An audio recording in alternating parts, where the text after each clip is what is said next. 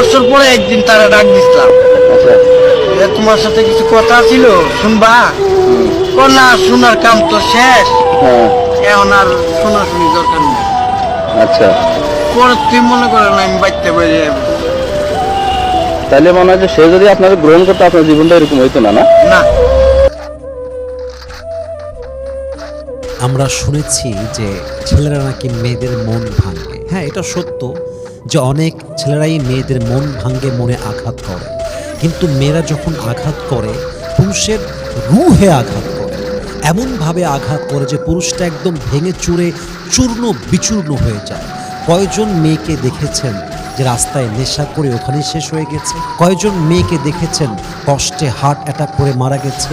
কয়জন মেয়েকে দেখেছেন পাবনায় ভালোবাসায় পাগল হয়ে মেন্টাল হসপিটালে অ্যাডমিশন নিয়েছে? কয়জন মেয়ে আছে? সবই পুরুষ। হার্ট অ্যাটাক করে কারা বেশি মারা যায়? পুরুষরা মারা যায়। পাবনায় কাদের সংখ্যা বেশি?